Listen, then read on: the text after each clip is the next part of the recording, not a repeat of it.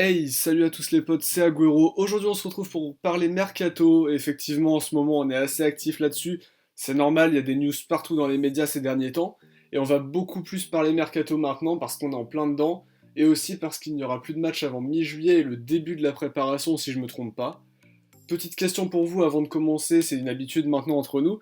Maintenant que Garcia n'est plus l'entraîneur de l'OM, dites-moi dans l'espace commentaire qui est pour vous l'entraîneur idéal pour l'OM la saison prochaine. Et comme d'habitude, n'oubliez pas le petit pouce bleu pour le soutien. Et également, n'hésitez pas à vous abonner si mon contenu vous plaît avec la petite cloche de notif pour ne rien louper de mes vidéos. On va commencer sans plus attendre avec la première info du jour. Elle concerne Gabi Heinze, piste très chaude pour remplacer Garcia. Même si on sait pas trop à quoi s'attendre, manque d'expérience, mais un entraîneur qui aime le football, qui aime le jeu, et qui veut s'inspirer de Marcelo Bielsa, un entraîneur qui nous a beaucoup séduit à l'époque. On parlait d'un jeu un petit peu à 3 entre Heinze qui pourrait être à l'OM, qui pourrait prolonger dans son club du Vélez Sarsfield, et signer aux Newell's Old Boys en Argentine également. Pour le moment, aucune prolongation signée avec le Vélez. Les Newell's Old Boys se sont tournés vers une autre alternative, estimant qu'Heinze tardait trop à donner sa décision finale. Pour la Provence, en tout cas, c'est très clair. Heinze a très envie de venir entraîner en Europe. Après, est-ce qu'il ne veut pas continuer à entraîner un petit peu en Argentine, ne serait-ce qu'une petite année de plus, avant de faire le grand saut en Europe? Ça, c'est très très possible. En tout cas, cette rumeur se fait de plus en plus pressante et on attend de voir ce que ça va donner. Parce qu'Heinze à l'OM, ces derniers jours, on en parle énormément. Donc je vous en dirai plus quand on aura d'autres infos qui vont arriver. Du côté des arrivées de joueurs, les rumeurs sont timides, on n'a pas grande matière à traiter, mais on reparle une nouvelle fois, et cette fois-ci un petit peu plus concrètement, de la piste Yacine Brahimi, actuel joueur du FC Porto, bientôt en fin de contrat. On a énormément parlé sur la dernière année d'un intérêt de l'OM, ce qui fait que généralement on ne croit pas trop à cette rumeur qui est un peu un serpent de mer, on revient tous les ans là-dessus, on a du mal à y croire finalement, c'est ça le truc. Et pour des médias portugais dont on ne connaît pas l'identité, ce que je trouve un petit peu dommage pour vérifier la source, les dirigeants de l'OM auraient une longueur d'avance sur ce dossier, l'objectif pour eux étant de finaliser le transfert après la finale de la Coupe du Portugal ce soir entre Sporting et Porto, pour ce qui sera sans nul doute le dernier match de Yacine Brahimi avec le FC Porto. La seule réelle concurrence dont on parle actuellement, même si on a parlé de West Ham il y a quelques temps il me semble, la vraie concurrence viendra de Fenerbahçe en Turquie, qui possède comme atout d'avoir deux collègues de Brahimi de son équipe nationale d'Algérie, en la personne de Benzia et d'Islam Simani. Personnellement, même si Brahimi a été critiqué pour son inconstance cette saison, ça reste pour moi une valeur sûre, un très très bon joueur à recruter. Mais ça jetterait des doutes sur la présence de Dimitri Payet, qui a un profil totalement identique, sachant que Brahimi peut jouer en ailier gauche ou en numéro 10. L'intérêt est surtout un transfert libre, mais Brahimi privilégiera peut-être un transfert vers un club qui joue la Coupe d'Europe la saison prochaine, ce qui n'est malheureusement pas le cas de l'OM et ce qui va nous poser des difficultés pour recruter cet été. Et vous les potes, vous en pensez quoi de cette rumeur Brahimi? Est-ce que ça vous tente? Est-ce que vous êtes un peu dubitatif? Dites-moi tout ça dans l'espace commentaire. Et toujours sur le dossier de l'entraîneur, on parle beaucoup de la rumeur André Villas-Boas, ancien entraîneur de Chelsea et ancien protégé de José Mourinho. Sans club depuis 2017, il pourrait rebondir du côté de l'OM. Seul problème, sur les réseaux sociaux, cette rumeur n'enchante pas beaucoup les supporters. Même s'il a remporté une Europa League, si je me trompe pas, il ne fait pas du tout l'unanimité. Zubizarreta, qui le connaît bien, semble avoir trouvé en sa personne la perle rare, l'entraîneur qu'il faut pour reconstruire cet OM blessé, et attendrait simplement que le profil de Villas-Boas soit validé en interne, d'une part par Jacques-Henri Ayrault, puis par Franck McCourt. Il faudra aussi régler les derniers détails contractuels. Ce qui motiverait Zubizarreta serait la faculté de Villas-Boas à gérer les jeunes éléments du centre de formation, et qui plus est de leur faire confiance de les intégrer petit à petit dans l'équipe.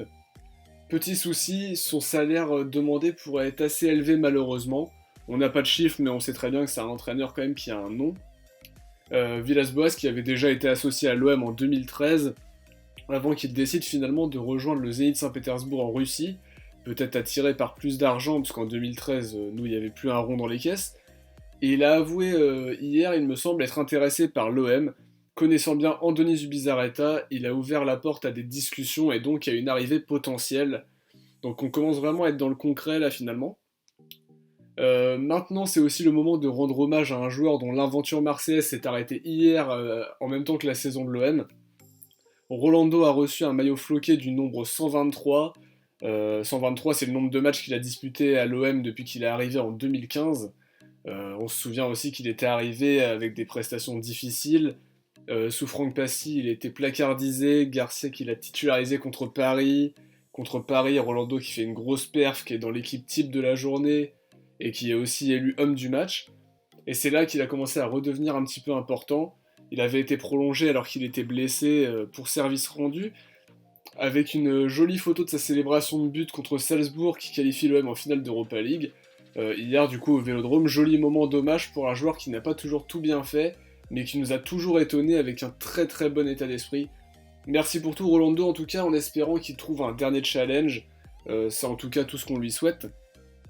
Autre départ annoncé également aujourd'hui, le gardien Florian Escalès qui a connu une titularisation en Europa League cette année contre Limassol, une fois que le parcours européen était plié. Il ne sera pas prolongé et il l'a annoncé sur les réseaux sociaux avec comme message: une page se tourne, merci pour tout Olympique de Marseille. Le joueur, bien que moins prometteur que ce qui aurait pu être annoncé au départ, a été surtout un bon soldat de l'équipe réserve et aura toujours été le troisième gardien, barré par Mandanda et par Pelé. On le remercie pour tout aussi, on lui souhaite bonne chance pour la suite de sa carrière, parce qu'il a que 23 ans, hein, sa carrière vient juste de commencer.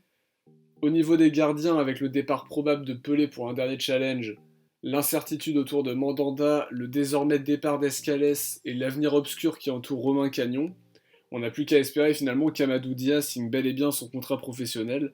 On n'a pas beaucoup de nouvelles en ce moment, je commence un petit peu à m'inquiéter, mais je vous en dirai plus quand on en saura plus. Pour le dossier Waman Jituka, on n'en avait pas entendu parler depuis un petit moment, mais l'OM n'aurait pas totalement oublié cette piste. 9 buts cette saison pour le Congolais du Paris FC. Il a beaucoup impressionné en Ligue 2. On parle d'une somme de 4 millions d'euros suffisante pour le prendre au Paris FC, qui a échoué d'ailleurs lors des barrages pour monter en Ligue 1, donc je pense que Waman Jituka il restera pas au Paris FC.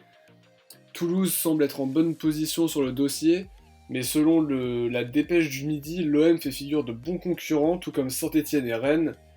Il se dit même que Liverpool et Leipzig se sont mis dans la danse, mais ça peut aussi être des ruses d'agents. Alors mon avis en tout cas sur ce coup-là, c'est que le coup est bon à tenter. Pour 4 millions, on risque pas grand-chose. Il a prouvé quand même que c'était un très bon joueur cette année, même si le plus dur n'est pas encore fait, hein. On peut être très bon en Ligue 2 et ne pas être bon en Ligue 1. C'est ce qu'on a eu par exemple avec Umut Bozok à Nîmes. C'est un joueur qu'on peut tenter presque les yeux fermés, mais on n'a peut-être pas encore assez avancé nos pions sur ce dossier. Affaire à suivre en tout cas. Tout à l'heure, on parlait d'André Villas-Boas en tant que priorité numéro 1 de Zubizarreta pour la succession de Garcia. Finalement, du côté du président Hérault, on veut un entraîneur français en la personne de Laurent Blanc. Il possède la faculté de connaître le club pour y avoir évolué en tant que joueur, ce qui est un avantage pour lui. Il connaît bien le contexte marseillais et avait même réagi au micro, je crois que c'était du Football Club de Marseille, il me semble, après certains matchs du sprint final de l'OM. En plus, il n'a pas entraîné depuis 2016 et son départ du PSG. Il cherche un nouveau challenge intéressant depuis sans succès. Pour Jacques Hérault, la décision doit être prise rapidement pour que la transition soit la plus courte possible, sachant que le nouvel entraîneur va aussi donner un peu le ton pour le mercato, etc. Franck Passy pourrait reprendre aussi un rôle d'adjoint aux côtés de Laurent Blanc. Passy qui était d'ailleurs au Vélodrome hier soir, mais j'ai cru lire que le fils de Passy était dans le groupe de Montpellier, donc il est sûrement venu là pour le voir jouer. On n'en sait pas plus en tout cas sur la présence de Passy, mais un ticket blanc Passy semble prendre de l'ampleur. On va très vite être fixé là-dessus, je pense, avant que le mercato commence. On devrait avoir le nom du nouvel entraîneur de l'Olympique de Marseille. Donc j'ai vraiment très très hâte de voir qui ça va être et savoir si ça va être la bonne personne pour relancer le projet. C'est déjà la fin de cette vidéo, j'espère qu'elle vous aura plu. Si c'est le cas, n'oubliez pas le petit like, de me le dire dans l'espace commentaire. Et nous, on va se retrouver très bientôt pour reparler mercato et évidemment pour le live de fin de saison dont je vous parle assez régulièrement quand même. Ça va être un moment sympa parce qu'on va vraiment faire le point sur tous les joueurs et vous allez voir, vous allez kiffer, on va essayer de faire un truc vraiment sympa. Alors merci à tous d'avoir visionné cette vidéo et moi je vous dis à très bientôt, ciao les potes.